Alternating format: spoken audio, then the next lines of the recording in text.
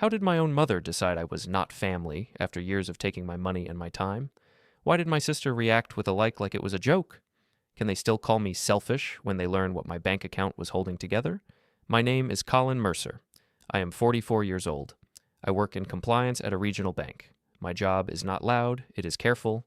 I read policies, I check dates, I look at patterns. I do not guess. I do not argue in circles. I learned a long time ago that calm words can carry more weight than angry ones. At home, my life has been the opposite of my work. At work, rules matter. At home, feelings and pressure matter more. For years, my family treated me like a tool they could pick up and put down. If they needed help, they called me. If they wanted company, they invited me last minute. If they wanted to feel important, they acted like I was lucky to be included. It did not start like this. It moved slowly, like water filling a room. One small bill became two. One favor became a routine. Then it became normal for me to cover things without anyone saying thank you. Most mornings, I sit in my kitchen with my coffee and my phone. I check my calendar. I check my account alerts. I have a simple system. I do not like surprises. I like clear steps. That morning was like many others. The sink was clean. The counters were clear. The house was quiet. I should have felt peace. Instead, I felt tension before anything even happened. My mother, Marla, liked to call early. She would ask small questions that were not really questions. She would ask if I was going to be at some event. She would ask if I had sent money for something important. She would ask if I was still covering a plan or a bill. She rarely asked how I was doing. When my phone buzzed, I saw her name. I answered in my calm voice. She spoke like she was reading a list. She said the family had a lot coming up. She said my sister, Tessa, was stressed. She said the next few weeks would be busy. Then she said she needed to know if I had handled a payment that was due soon.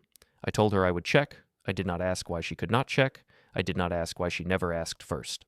I told her I understood because I did. I understood the pattern. After the call, I opened my banking app out of habit. I did not do anything yet. I just looked. I saw a familiar row of scheduled payments. I had given them names so I could recognize them fast. It looked tidy in the app, like my own little control panel. But the more I looked, the more I felt the same old weight in my chest. It was not one thing. It was a structure. It was a quiet tower of small choices I had made over years. I set the phone down and tried to focus on my day. I got dressed. I drove to work. The streets were wet from light rain. The sky was gray and low. In the office, the lights were bright and flat. People walked past my desk with coffee and small talk. I did my work. I reviewed a report. I answered an email. I kept my face neutral like always. Around lunch, my sister sent a message. She did not ask if I was free. She sent a reminder about a family gathering coming up. She wrote like she was a coordinator. She listed the time and place. She mentioned what food was needed. Then she wrote that Mom wanted me there early to help set up. That was the first sting. Not the request itself, but the way it was written. There was no warmth, no greeting, no question. It was an instruction. I did not answer right away. I waited until I could respond without emotion. I wrote back that I would arrive on time, not early, because I had work. I kept it short. I did not add extra explanation. I did not add anger. I pressed send and went back to my tasks. Before we dive deeper into this story, I have one small request. Please subscribe, drop a like, comment, and hit that hype button to boost this channel so more people can discover these incredible stories. An hour later, another message came. This time, it was from my mother. She said she needed to speak to me in person. She said the family had concerns. She said it was better if we spoke face to face. I already knew what that meant. It meant a meeting where my feelings would not matter. It meant a meeting where my role would be discussed like a budget line. Still, I said yes. I told her I could come by after work. When I pulled into my mother's driveway later, I saw my sister's car already there.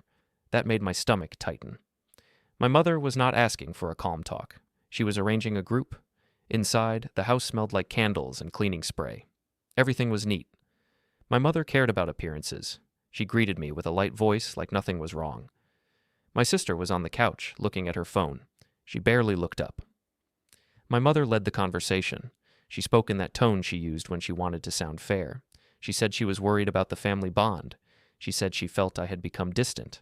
She said people did not know how to reach me. She said I did not show up the way a son should. I listened. I kept my hands folded. I did not interrupt. In my mind, I counted the times I had shown up. I counted the drives. I counted the errands. I counted the weekends I had spent fixing something at someone else's home while my own needs waited. Tessa added her part. She said she was tired. She said she had too much on her plate. She said she needed support, and she said support meant action, not just words. Then she looked at me and said she did not understand why I always had boundaries when family needed me.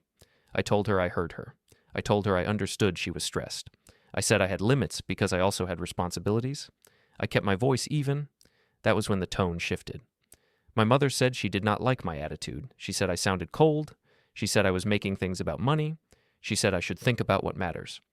I did not raise my voice. I did not accuse her. I simply said I wanted respect, and I wanted clear communication. I said I would not accept being spoken to like I was staff.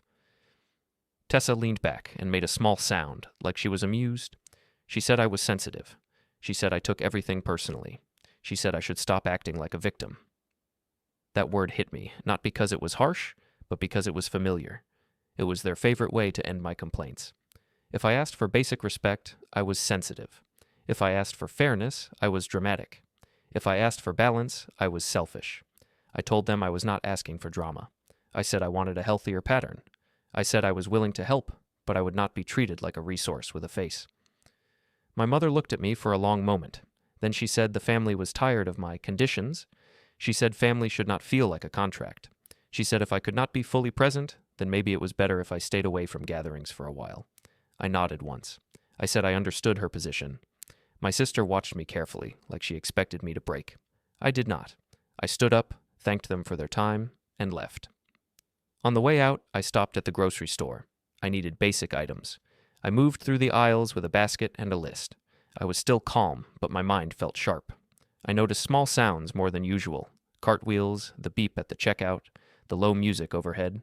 In the parking lane, I saw Tessa again. She had pulled in with her child, Mila. I did not plan it. It just happened. Mila saw me first and waved. I waved back. Tessa walked up with that quick smile she used in public. She spoke in a sweet tone that did not match her eyes. She said she was glad I was out and about. She said Mom was just worried. She said I should not take things so seriously. Mila looked between us and asked a simple question. She asked if I was still coming to family days. She asked it like she was trying to understand a rule. Tessa answered for me. She said grown-ups sometimes needed breaks. She said it was probably better if I skipped some events until I could be nice. I felt the heat of humiliation then, but it was quiet. It was not a shout. It was the feeling of being edited out in front of a child. I looked at Mila and told her I cared about her. I told her I would always care about her. I did not make promises. I did not argue in the parking lane. I got in my car and sat there for a moment with both hands on the wheel. My phone buzzed again. This time it was not a call. It was a message. It was from my mother.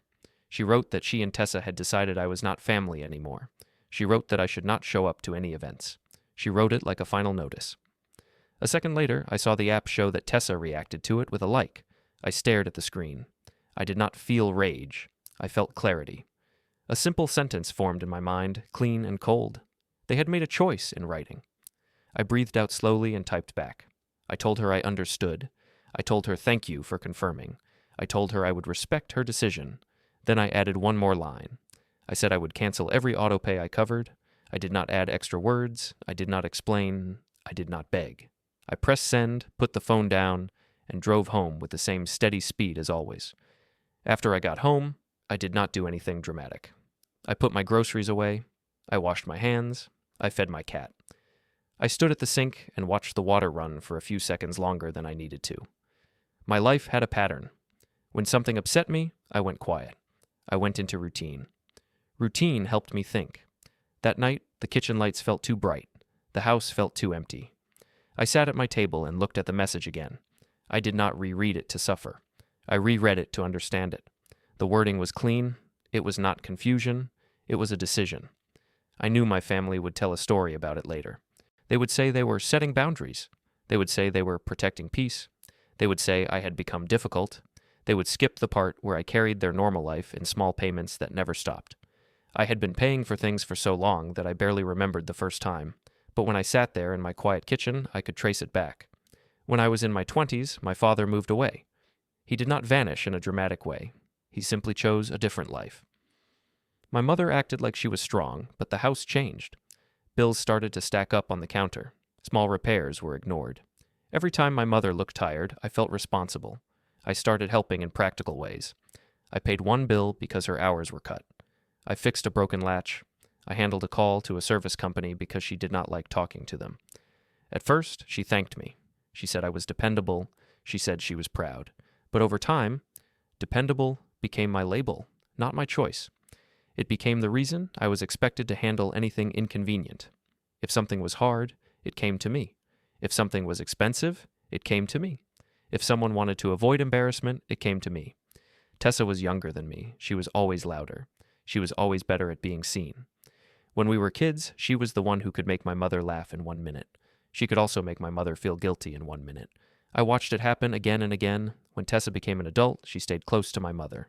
Not in a warm way, more in a strategic way. My mother liked to be needed. Tessa was very good at needing things at the right times. At first it was small. Tessa would call and say she was short on rent. She would say she had a fee she forgot about. She would say she had an emergency with her car. She would say it would be the last time. I believed her because I wanted to believe her. Then it became just this month. Then it became until things settle. Then it became, you know how it is right now. The words changed. The result stayed the same. When I got my job at the bank, I became stable. It was not a glamorous job, but it was steady. I did not spend much. I did not chase status. I liked a quiet home and clear plans. I paid my own bills early. I built savings because I did not like panic. My family noticed the stability and treated it like it belonged to them. One winter, my mother said her heating costs had jumped. She said she was worried. She said she did not want to burden anyone. But she also said she did not know what to do. I offered to help for 2 months while she adjusted. I set it up as an automatic payment so she would not miss the due dates. After 2 months, nothing changed. She did not bring it up. She did not ask if it was still okay. The payment simply kept moving, quietly, on schedule. When I asked about it later, she said it had been such a relief and she thought I understood. Around the same time, Tessa had a phone plan issue. She said it was easier if we put everyone on one plan. She said it would save money for the whole family. She said she would send me her part each month. I agreed because it sounded reasonable. I added her. Then she added extra features. Then she upgraded her phone early. Then months passed without her sending her part. When I asked, she said she thought it was covered because we were family. She said I made more. She said I should not stress about small amounts. In my work, small amounts matter. Small amounts become big amounts when they repeat. The next step was always framed as a favor. My mother would call and say Tessa needed help with a deposit. My mother would say it was important for the child to have stability. My mother would remind me that family supports family. I told myself it was temporary. I told myself it was about the child. I told myself I could handle it. And I could, that was the problem. Because I could, they decided I should. Then Gavin came into the picture. He was the type of person who could speak smoothly to anyone. He smiled a lot. He liked to look confident. When I met him, he acted respectful. He shook my hand firmly. He asked about my work. He said it was good to have someone responsible in the family. At first, I thought it was a compliment. Later, I understood it was a label he could use. Responsible meant I would pay and not complain. Responsible meant I would stay calm when they pushed me. Responsible meant I would not make a scene. There were moments that stuck with me because they were small but clear. Once we were at a casual dinner at my mother's house. Tessa talked about a weekend trip. She showed pictures on her phone. She described expensive meals and a new bag. My mother laughed and said Tessa deserved it because she worked hard. Then the conversation shifted to Mila's school activity. Tessa said there was a fee due. She said it was not much. She looked at me and said it would be easiest if I handled it since I was already covering other things. I remember how calm she looked when she said it, like it was a normal request, like it was silly to question it. I said I would think about it. I said I needed details. I said I would not agree without seeing what it was for. My mother made a face. She said I was turning everything into paperwork. She said I was too serious. She said I acted like a machine. Gavin added that he did not understand why I needed to make a point. He said family was not a business. He said if I cared, I would just do it. I looked at Mila sitting at the table with her crayons. I did not want tension around her. I said I would cover the fee this time. I said I expected clarity next time. They heard only one part. They heard yes. Another time, my mother called me while I was at work. She said her car needed service. She said the shop was pressuring her. She said she felt anxious. She asked if I could take care of it because she did not like dealing with people who push. I stepped away from my desk. I called the shop. I asked for the estimate. I paid it. I returned to my desk and continued working like nothing happened. Later that week, my mother told a relative that I liked being in control. She said it like it was a flaw, like my help was not care, like it was just my personality problem. Over time, I noticed something else. They did not respect my time. If I said I was busy, they acted like I was making excuses. If I said I needed notice, they said I was difficult. If I arrived exactly on time, they said I was not helpful. If I came early, they acted like it was expected. At family gatherings, my role was often physical and practical. I was the one moving chairs. I was the one setting up tables. I was the one driving someone home. I was the one taking a bag of trash outside. I did it without complaint because I did not want to be the problem in the room. But I watched the pattern. People thanked the loud ones for bringing energy. People praised Tessa for organizing. People praised my mother for hosting. And my work disappeared into the background like it was part of the furniture. The worst part was the way they spoke about me when they thought I would accept it. My mother sometimes introduced me in a way that felt strange. She would tell people I was the steady one. She would say I was not much for fun. She would say it like I was a dull tool in a drawer. Useful, but not admired. Tessa copied that language. She would say I was old-fashioned. She would say I did not understand how life works now. She would say I should loosen up. I did not mind being quiet. I did not need attention, but I did mind being treated like my quiet nature meant I had no limits. One afternoon, I met Aunt Renee at a local diner. She was my mother's sister. She had a soft voice and sharp eyes. She did not perform. She watched. She told me she had seen this dynamic for years. She told me my mother liked control and liked feeling supported. She told me Tessa had learned how to press the right buttons. She told me Gavin enjoyed the comfort of someone else carrying weight. I asked her why no one said anything. She said people avoided conflict. She said it was easier to let me handle it because I would not explode. She said my calm made them lazy. That sentence stayed with me. In the weeks before the text message, the disrespect grew sharper. Tessa sent messages like schedules. She assigned tasks. She told me what I would bring. She told me when I would arrive. When I pushed back, she said I was acting strange. She said I was making everyone uncomfortable. She said I was trying to control things. My mother started saying that I owed the family because they raised me. She said a good son would not count. She said love should be unconditional.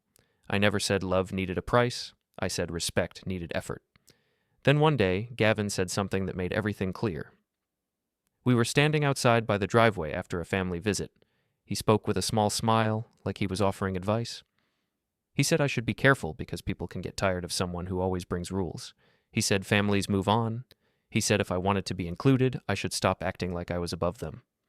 I looked at him and said I understood his point. Inside, I understood something else. They were not afraid of losing me as a person. They were afraid of losing what I provided. They believed I would always come back because I was predictable. That is what made my mother's message so strange and so useful. By writing that I was not family, she did something my family never did before. She made it official in words. She put the disrespect into a clean sentence. She made the line clear. The next family event came fast. It was at a community center, the kind with bright lights, folding tables, and a stage that made every small moment feel bigger. I arrived on time. I did not arrive early. I parked, took a slow breath, and walked in with my shoulders relaxed. The room was already full. People moved in clusters. There were paper plates, plastic cups, and trays of food. I saw relatives I had not spoken to in months. Some waved, some looked away like they were unsure what to do. My mother stood near the front like she owned the space. She wore her nicest jacket and kept her hair neat. She smiled at people with that practiced warmth that made her look generous. Tessa was close to her. She looked polished. She moved with confidence. Gavin stood beside her, scanning the room like he was checking who mattered. I walked over and said hello in a normal voice. My mother gave me a quick look, then turned back to the person she was speaking to. Tessa nodded like I was a coworker passing by. Gavin gave me a brief smile and then looked past me. It was not loud. It did not need to be loud. The message was clear. They were showing me my place. I did not argue. I took a seat toward the back. I watched how the room worked. I noticed who carried plates. I noticed who got thanked for small things. I noticed who got attention for doing almost nothing. After a while, my mother stepped onto the stage. Someone tapped the microphone and adjusted the stand. The room quieted. My mother spoke about family values and how important it was to stay close. She spoke about showing up for each other. She spoke about respect and loyalty. She thanked people by name. She thanked Tessa for organizing. She thanked Gavin for support. She thanked a few cousins for bringing food. She thanked Aunt Renee for being a steady presence. She did not mention me. I sat still. I kept my face calm. My ears heard the words, but my mind focused on the gap. It was not an accident. It was a choice. She was building a story in front of witnesses. When the speech ended, people clapped. The room filled with movement again. I stood up and walked toward the food tables. I did not want anyone to see me frozen in the back. I did not want pity looks. I wanted to stay in control of my body and my tone. At the table, a relative asked how work was going. I answered with simple facts. I did not bring up the tension. I did not ask for support. I have never been good at asking for support from people who prefer comfort. Tessa came up behind me while I was choosing a plate. She spoke softly, but not kindly. She said I should stop making things awkward. She said everyone noticed my mood. She said I was creating tension by being quiet. I told her I was fine. I told her I came to be present and respectful. She made a small laugh and said I always acted like a rule book. She said I could not relax like normal people. I did not respond to the insult. I kept my eyes on the table. I picked up a plate. I stepped away from the crowd. Later, I saw Mila near the side of the room. She was sitting with some other children, drawing on a sheet of paper. When she noticed me, her face brightened. She walked over and held up her drawing like it mattered. I told her it looked good. I asked what it was. She explained it with the serious focus kids have when they want to be understood. Then she asked me something simple. Oh, she asked if I was still coming to family days. She asked if I was still invited to birthdays. The question landed hard, not because it was rude, but because it showed what adults had been saying around her. Children do not invent these questions on their own. They hear them. They carry them. Before I could answer, Tessa stepped in. She spoke to Mila in a sweet voice and told her not to worry about grown-up stuff. She said I was busy and I did not like family events much. She said it was better not to bother me with invites. Mila looked at me with confusion. Her eyes asked me to correct it. I bent down a little so I could speak at her level. I told her I cared about her. I told her she could always say hello to me. I told her she did not do anything wrong. I did not say anything about her mother. I did not use the child as a messenger. I just gave her one solid truth that could not hurt her later. Tessa stood with her arms crossed. She watched me like I was on trial. When Mila walked away, Tessa leaned closer and told me I should stop playing the good person in front of everyone. She said I was trying to make her look bad. I told her I was not trying to make anyone look bad. I told her I was trying to keep things calm. She said calm did not mean right. She said I was not the center of the family. She said I should accept that things had changed. I nodded once. I said I understood. I walked toward the exit before I lost my balance inside. The air outside felt cold and clean. I stood near my car and looked back through the glass doors. Inside, people were laughing. People were taking pictures. People were eating food. Some of that food had been paid for through small family help that no one talked about. My phone buzzed in my pocket.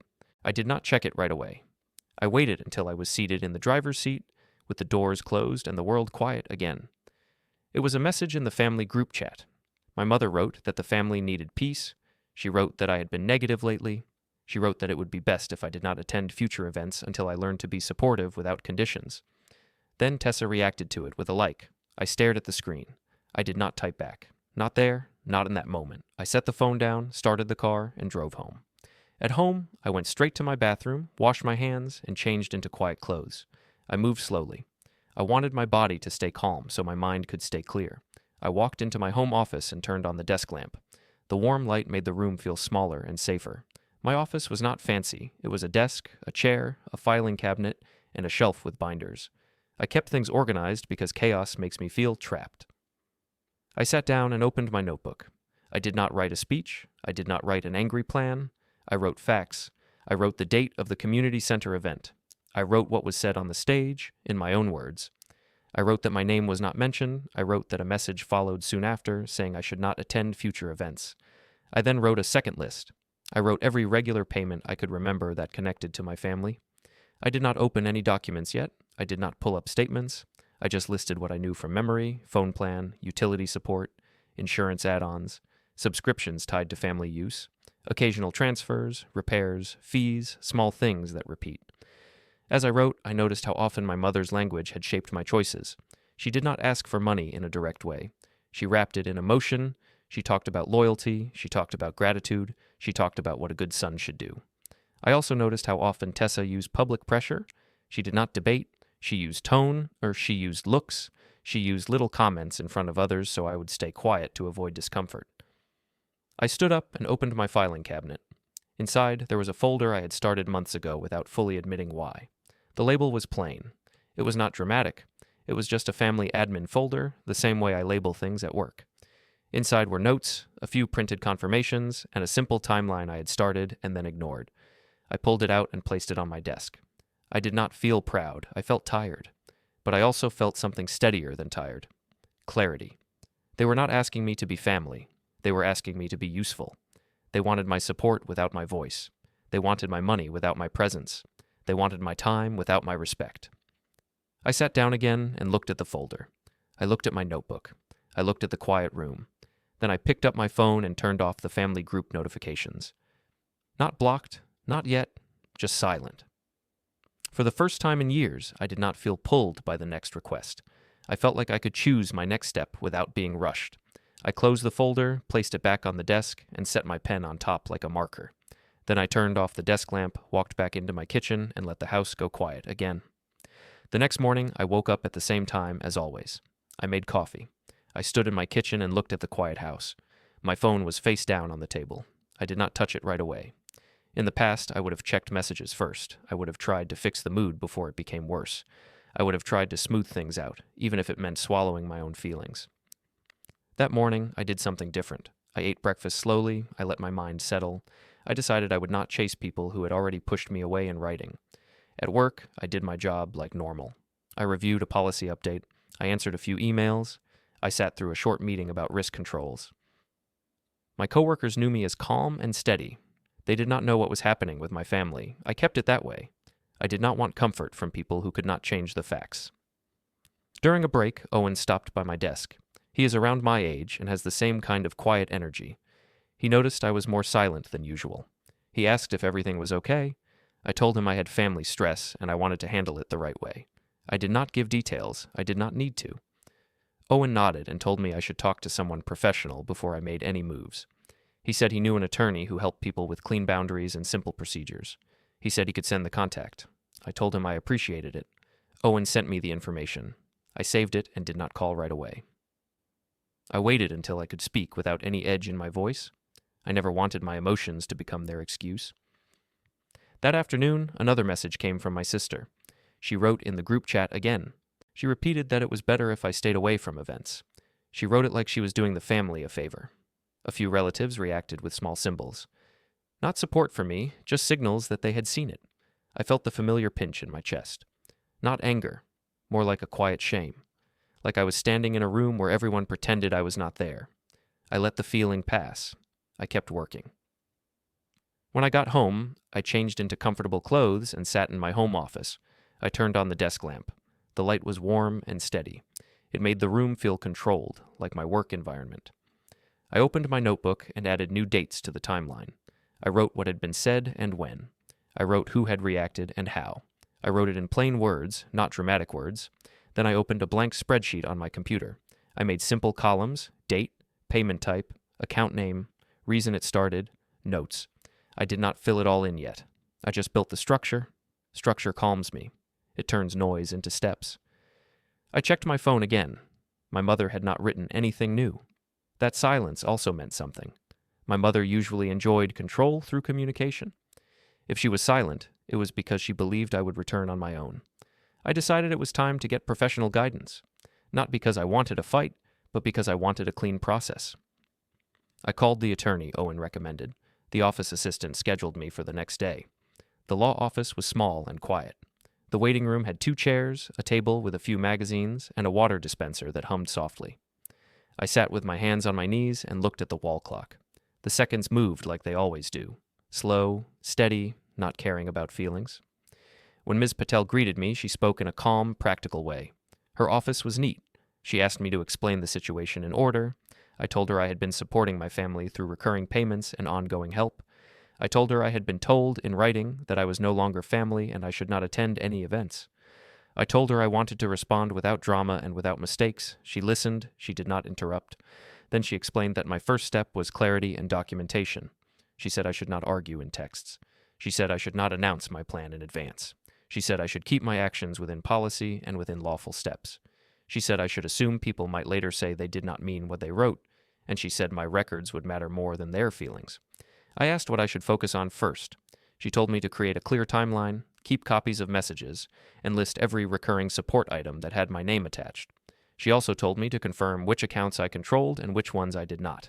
She explained that some changes are immediate and some require notice. She explained that doing things in order protects me. I did not bring any printed pages to her. I did not show documents. I only described what I had. I told her I could access my own account history and my own records. She told me that was enough for now. She told me to take it step by step. When I left her office, I felt lighter. Not happy, just steadier. I had been carrying this alone, thinking it was my duty. Now I had a process. A process means I cannot be pulled off course by guilt. On the way home, I stopped at a grocery store. It was not a special choice. It was simply on my route. I bought basic things and walked back to my car. As I was loading bags into the trunk, I saw Gavin's car pull into the lane nearby. He got out slowly, like he was confident. He saw me and walked over with a relaxed smile. He spoke as if nothing serious had happened. He said my mother was hurt. He said Tessa was stressed. He said families say things they do not mean when emotions run high. He said I should not take it so personally. He said everyone expected me to cool off and come back around. I kept my face neutral. I told him I understood he wanted peace. I told him I would handle things properly. I did not promise anything else. He tried a different tone. He said that cutting support would only make me look bad. He said people would talk. He said Mila would be confused. He said I should think about how I would appear. I listened, then told him I would not discuss money in a parking lane. I told him I would not argue in public. I told him I had work responsibilities and I needed to go home. His smile tightened for a moment. Then he stepped back and said he hoped I made the right choice. He said it would be sad if I pushed everyone away. I did not reply. I closed my trunk, got into my car, and drove away. At home, I returned to my office and continued building my timeline. I did not rush. I did not cancel anything yet. I wanted my actions to land cleanly, not messy.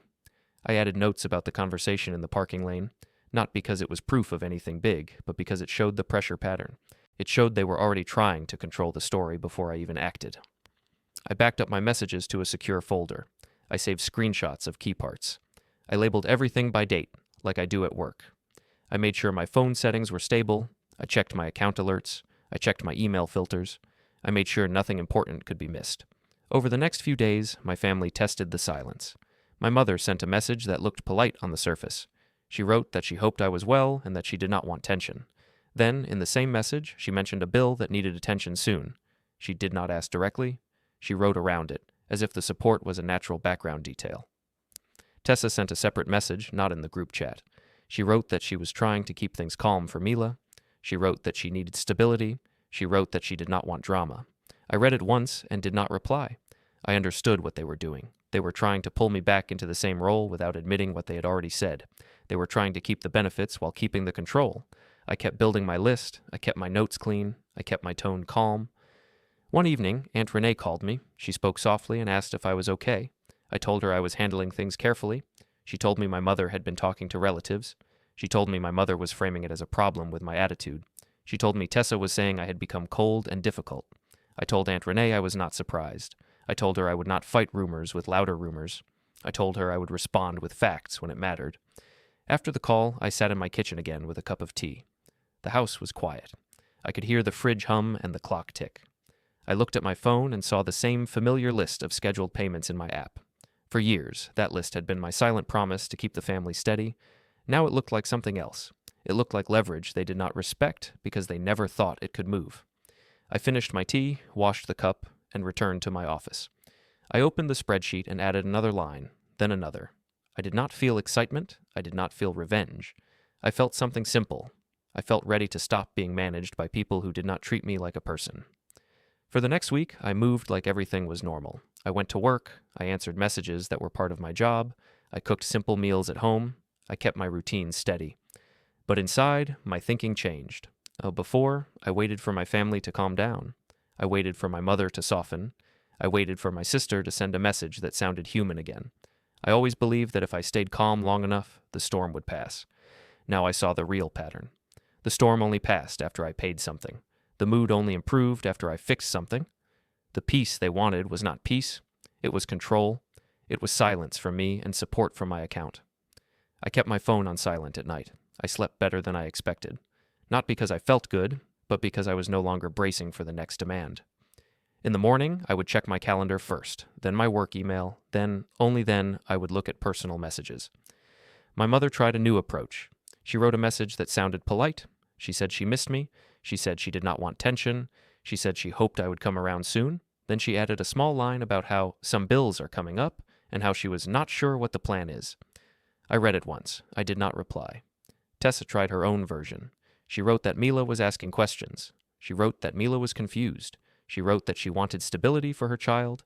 She wrote that she did not want the child to feel caught in the middle. I understood what that message was meant to do. It was meant to turn my boundaries into a threat. It was meant to make me feel responsible for feelings I did not create. I looked at the screen and felt a tightness in my throat. I also felt something else.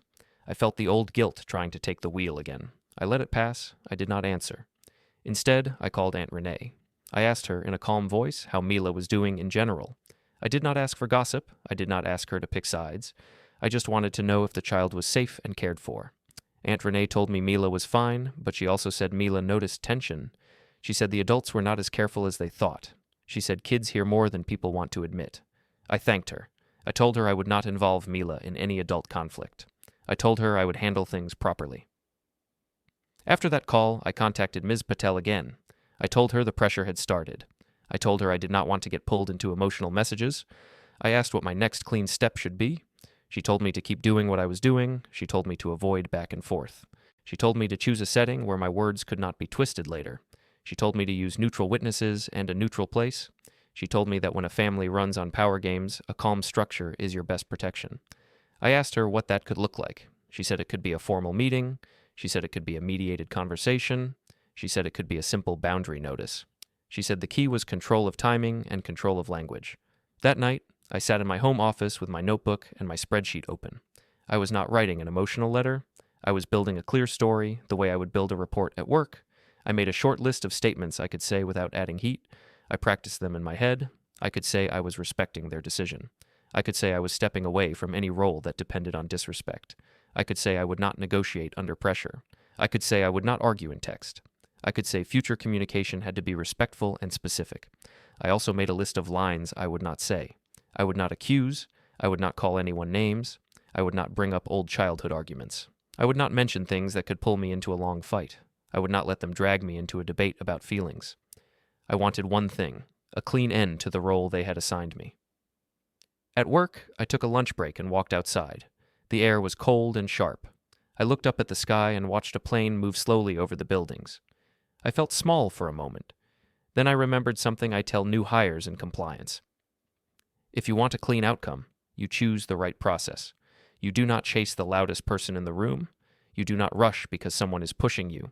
You follow the steps and let the system do its work. Back at my desk, I did something I had never done for a family issue.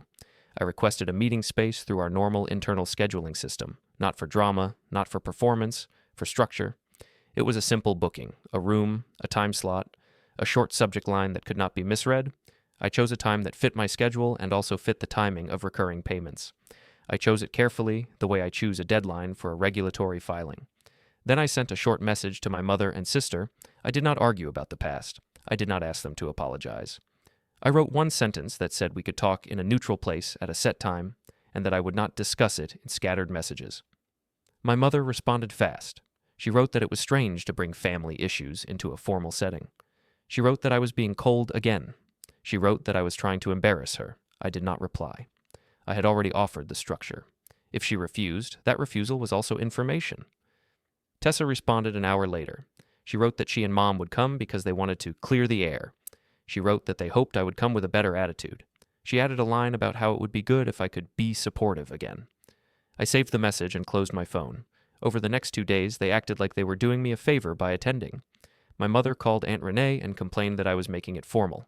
My sister told a cousin that I was being dramatic. Gavin sent me a short message that said I should not make a big thing out of this. I did not answer him at all. That part was important. If I engaged Gavin, it would become a debate with a person who benefits from confusion. I have learned that people like that do not want facts. They want you to react because reactions create noise. Noise creates excuses. At home, I prepared the way I prepare for work. Not with anger. With organization, I cleaned my desk. I made sure my phone was fully charged. I made sure my calendar was clear around the meeting time. I set reminders.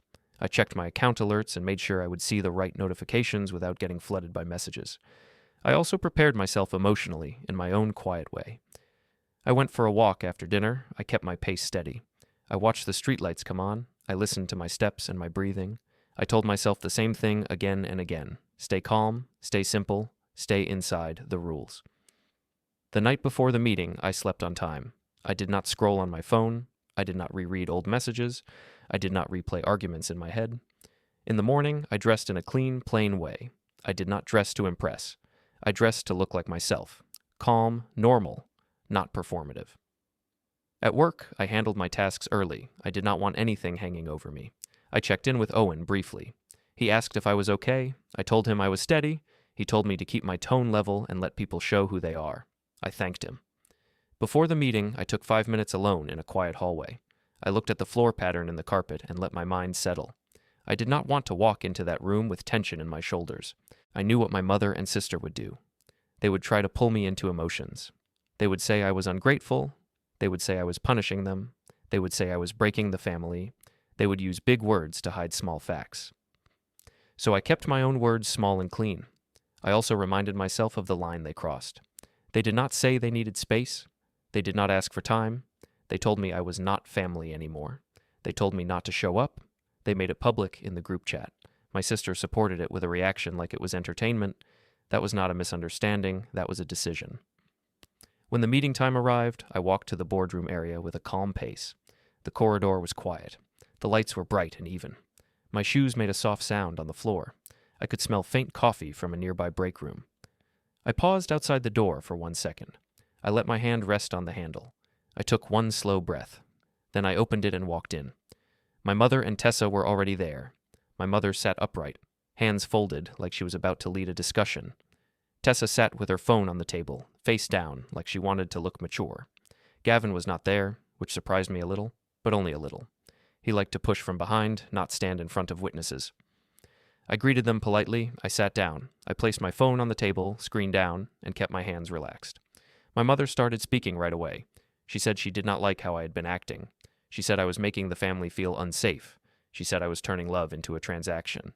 She said people were worried about me. I listened and nodded once. I did not interrupt.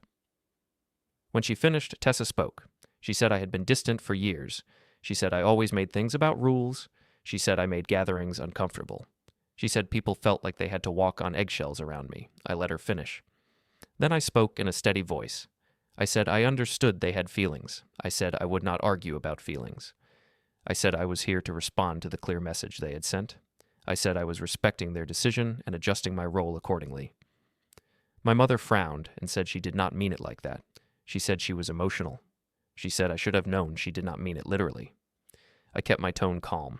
I said I can only respond to what was written and what was repeated. I said the group chat message was clear. I said it was supported by reactions. I said it was followed by more messages telling me to stay away. Tessa tried to pivot. She said I was being extreme. She said I was trying to punish them. She said I was making their lives harder on purpose. I told her I was not punishing anyone. I told her I was ending support that depended on being treated as less than family. I told her I was not available to be both erased and used. My mother's face tightened. She said I was selfish. She said I was acting like money was all I cared about. I answered with one sentence. I said, respect is what I care about. There was a pause after that. The room felt still. I could hear the faint sound of air moving through the vents. I did not say anything else. I did not fill the silence. I let it sit. Silence is where people show their real intent. My mother finally said we should start over and move past it. She said I should come to the next family event and just be normal. She said I should stop making a point. I told her I would not return to the same pattern. I told her if they wanted a relationship, it would have to include basic respect and clear boundaries. I told her I would not discuss finances in emotional terms. Tessa said Mila needed me. She said I was abandoning the child. I kept my voice gentle but firm. I said Mila deserves stable adults, and that is exactly why I would not play games. I said I would not put a child in the middle. I said the adults created the situation, and the adults had to handle it responsibly. My mother looked at me like she did not recognize me. In a way, she did not. She recognized the old version of me, the one who would fold to keep peace. That version was tired. I stood up slowly and said I had said what I needed to say. I said I would not argue further. I said I would communicate through respectful channels only. Then I wished them a safe trip home. I walked out of the boardroom without slamming the door. I did not shake with anger. I felt steady. My heart beat fast for a few seconds, then slowed. Back at my desk, I sat down and stared at my monitor. The work screen looked normal. My inbox looked normal. My hands looked normal resting on the keyboard. But inside, I knew the next step was not a debate. It was an action. Not emotional, not loud, proper, clean. Through the systems they had ignored because they assumed I would never use them. I looked at the time on my computer. I noted it. Then I opened my calendar and checked my reminders one last time. I kept my reminders exactly as they were. I did not add anything new. I did not delete anything. I wanted the next steps to happen in the right order and at the right time. That afternoon, I asked Ms. Patel to join the next meeting by phone. She agreed, but she told me to keep it simple. She said I should stick to dates, payments, and written messages. She said I should not argue about feelings. She said if they tried to pull me into old family stories, I should return to the facts. I booked the same boardroom again for the evening. I chose a time when the office was quieter. I wanted fewer distractions and more focus. I also wanted the room to feel neutral. No one could say I cornered them in a kitchen or a driveway. Before the meeting, I went to my home office and opened the folder on my desk. This time, it was not just notes. It was organized. I had printed a clean timeline. I had a simple list of recurring support items. I had copies of the messages with timestamps. I had a summary sheet with totals by month. I kept it plain, no dramatic labels, just dates, categories, and facts. I also had confirmation pages for changes I had already set up to take effect at a specific time. Everything was done through normal account controls and normal customer service steps. Nothing hidden, nothing rushed, just procedure. When I arrived at the boardroom, my mother and Tessa were already there again. My mother sat upright, like she planned to lead. Tessa sat with her arms crossed. She looked tired and annoyed. Gavin was with them this time. He stood near the wall at first, like he wanted to watch rather than join. I greeted them politely and sat down. I placed a thin binder on the table and kept my hands relaxed. I connected Ms. Patel by phone and put the call on speaker. I told everyone who she was in one sentence. My mother immediately said she did not like lawyers being involved. She said it was a family matter. She said I was trying to scare her. Ms. Patel spoke calmly. She said she was not there to threaten anyone. She said she was there to keep the conversation clear and respectful. I nodded and began. I told them I would speak for a few minutes without interruption. I said after that they could ask questions. I said I would answer questions about facts only. Then I opened the binder. I showed the first page. It was the message thread from my mother. It showed the exact sentence that said I was not family anymore and that I should not show up to any events. It also showed the reaction from Tessa. I did not add any commentary. I just said these were the words I received in writing. My mother tried to say she was emotional. She tried to say I should have known it was not literal. I kept my tone even. I said when a person writes a clear instruction, I treat it as real. I said the follow-up messages repeated the same direction. I said I did not have the option to pretend it was a joke. Then I showed the next pages. They were simple summaries. One page showed the phone plan costs that I had covered. Another showed recurring support for utilities. Another showed insurance add-ons and subscriptions that were connected to family use. Another showed direct transfers that repeated on a schedule. I told them I was not showing private details that did not matter. I said I was showing the parts that connected to the family support structure. I said it was not one emergency. It was a long pattern. Tessa looked at the pages and said those were my choices. She said no one forced me. I agreed with her. I said they were my choices. I said that was why I was allowed to change them. I said I was not blaming anyone for accepting help. I said I was responding to being erased while still being expected to carry costs. My mother said I was keeping score. She said love should not be tracked like this. I answered in one sentence. I said money moves in records, whether people like it or not. Gavin stepped forward then. He said this was extreme. He said I was trying to embarrass them. He said I was trying to look important. I did not look at him for long. I told him I would not debate motives. I told him I was explaining actions. Then I turned the binder to the final section. I said I had removed myself from every recurring payment and every account roll that existed only because I was supporting the family. I said I did not touch anything that was not mine to control. I said I did not break any rules. I said I simply ended my participation. My mother asked when it would happen. Her voice was different now. It was sharper. I told her the changes were already scheduled. I said they were set to take effect just after midnight. I said I chose that time because it matched normal billing cycles and reduced confusion. Tessa said I could not do that. She said Mila would suffer. She said I was being cruel. I kept my voice low. I said Mila was not a billing method. I said Mila deserved adults who planned. I said I would not be managed through a child. My mother leaned forward and said I should stop. She said she would take back the message if I wanted. She said we could start over. I looked at her and spoke slowly. I said I did not need anyone to take back words they meant. I said I needed respect. I said if they wanted a relationship, it had to be built without threats and without using my bank account as the glue. Ms. Patel added one calm sentence. She said the written message made the boundary clear, and I was allowed to respond to it. The room went quiet for a moment. The air felt still. I could hear the faint sound of the speakerphone. Then the clock on the wall ticked closer to midnight. My mother tried again, this time with a softer voice. She said she was my mother. She said I could not treat her like this. She said relatives would talk. I nodded once. I said I understood relatives might talk. I said I would not argue with rumors. I said I would not chase approval. I said I was stepping out of a role that had become disrespectful. Tessa asked what she was supposed to do now.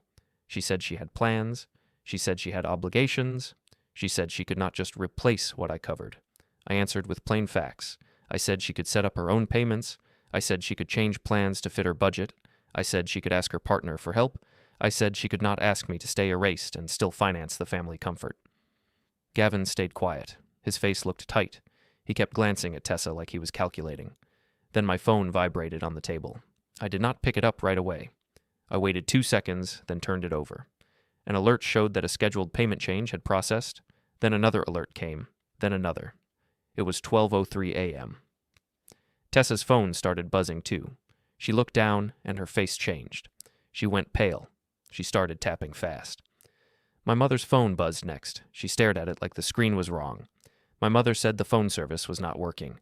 She said something about an error message. She said she could not reach someone she needed to reach. Tessa said her payment had failed. She said a utility site was showing a past due warning. She said it had never done that before. I looked at them and kept my voice even. I said this was the change in real time. I said nothing was hidden. I said I had told them the timing. My mother asked me to fix it right now. She said we could talk later, but I needed to fix it now. I shook my head once. I said no. I said I was respecting their decision that I was not family. I said I would not act like family only when money was needed. Tessa started speaking faster. She said I was making a scene. She said I was doing it on purpose to hurt them. I did not raise my voice. I said the scene started when they wrote that I was not family. I said I was simply accepting it in the only language they had used with me for years, which was access. My mother's eyes looked wet. She said I was breaking her heart. I kept my words short. I said she broke the bond first. I said she did it in writing. After that, there was nothing useful left to say. I closed the binder and stood up. I told them the binder pages were copies for clarity. I told them they could keep them. I told them I would not debate this again. I wished them a safe trip home. Gavin stepped toward the door as if he wanted to block me, but he did not. He moved aside. His face looked like he was swallowing something he could not control. I walked out without rushing. The hallway was quiet. The building felt empty. My footsteps sounded steady on the floor. The next morning, I stopped at a phone store on my way to work because I needed to transfer my own line to a separate plan. I wanted clean separation, no shared connections left. While I was inside, I saw Tessa at the counter with Gavin. Tessa looked tense. Gavin looked tired. Their bodies were close to the counter like they were trying to push the situation forward with pressure. I did not walk up to them. I did not speak. I stayed a few steps away and waited my turn. I heard the store clerk speak in a calm, trained voice. The clerk explained that changes could not be made without the account holder's authorization. The clerk repeated it more than once. The clerk said the system would not allow exceptions. Tessa turned and saw me. Her face flashed with shock, then anger, then something like fear. She started walking toward me, but the clerk asked her to return to the counter. The clerk kept the tone professional. The clerk did not bend. I looked at Tessa once and said I hoped she figured it out. I said it without sarcasm. I said it like a fact. Then my name was called for my appointment. I walked to the counter, handed over my ID, and completed my transfer in silence. Behind me, I heard the clerk repeat the same sentence again, still calm, still firm, still following the system. And that was the moment it fully landed for them. I was not the system anymore.